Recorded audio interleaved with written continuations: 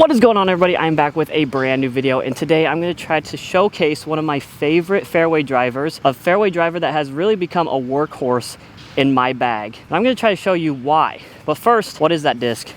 That is the Discraft Athena. The other day I had a comment basically saying I gave a free ad to Discraft for the Athena because I threw it so well, and it really got me thinking. This has become such a workhorse in my bag, and I'd kind of like to show you guys why it has and show why everybody kind of needs one of these or a disc like it in the bag. So we're gonna play 9 holes at Southwoods Park. We're on the back 9. We're just gonna be playing with these and probably a couple putters. Try to show you some shot shapes and the reason why I like it. Hole 10, we're going way downhill. You can kind of see the band right there. 380 feet. I have the Proto Athena, and then I've also been bagging the 6 time just in case I lose the Proto. The Proto is kind of my main go-to though.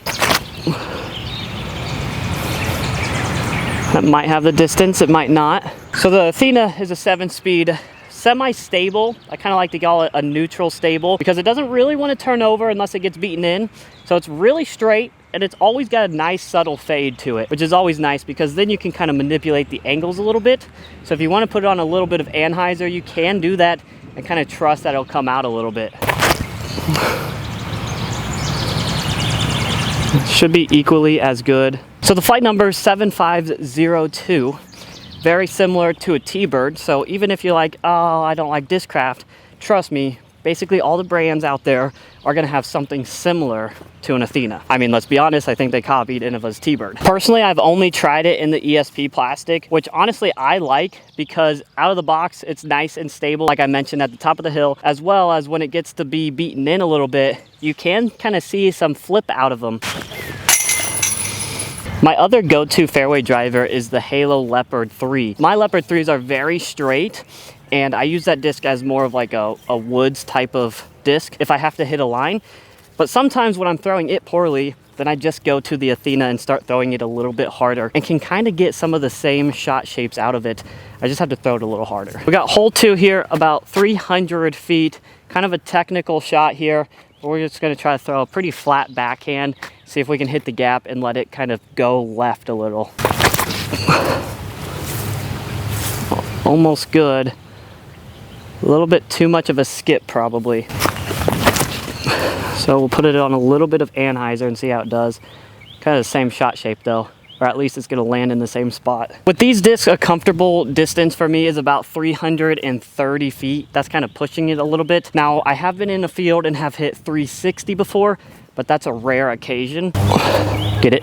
Oh, I took a road trip with my brother not too long ago. The series is on the channel, just down below somewhere. But on that trip, even got to the point with my brother, and he's like, oh, wonder what he's throwing. Probably the Athena, because I was pulling it out of the bag so often, and we were in the woods a lot. So definitely a workhorse in my bag. We're not gonna be able to reach hole 3 with them. 50 feet of elevation, 287 feet up there. Oh, I threw it too low. I was really trying to rip that one. Got a little pitch here. See if we can give this a little bit of a run.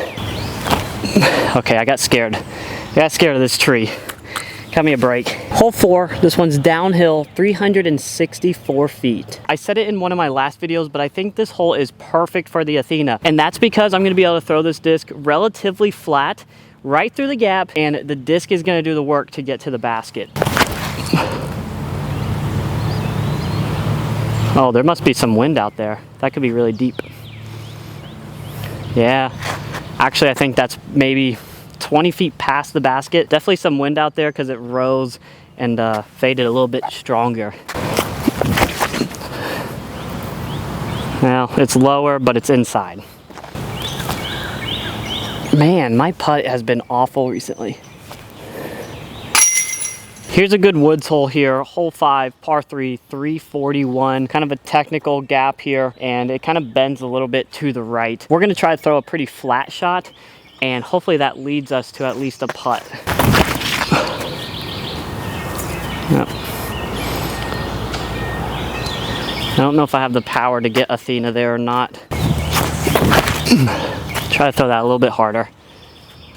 Oh my, worst kick of the century. Mission accomplished, guys, we found it. It's always right when you're about to give up too. I feel like that's the trick. Just say, oh, just leave it, and then it pops up. I don't know why. That par brings us to hole 6, par 4, 433. Gotta hit this initial gap, and then it sits up on the hill. This is a relatively straight shot, a little fade, doesn't hurt. Oh.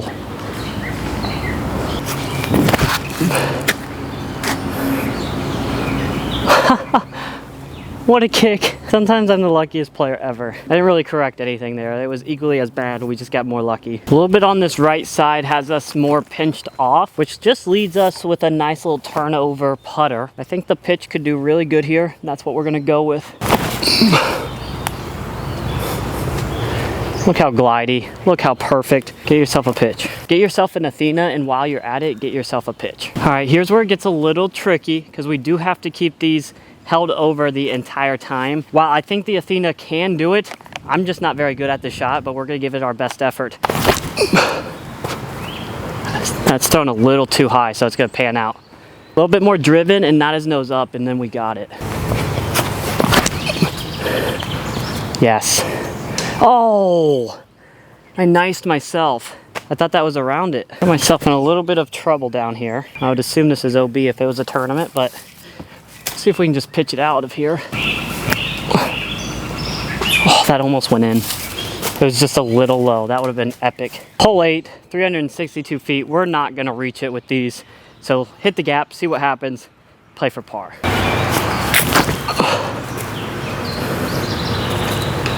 Oh my gosh, I just have to miss one tree down there. Try to get Luna through this gap.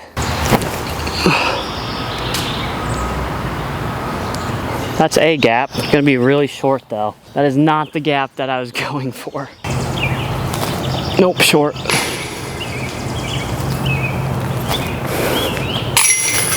That brings us to hole 9, last hole of the video, course hole 18. I'm gonna call this one a par 4. It's definitely not set up in the right position because the T sign says par 5 at 844 feet. It's definitely not 800 feet.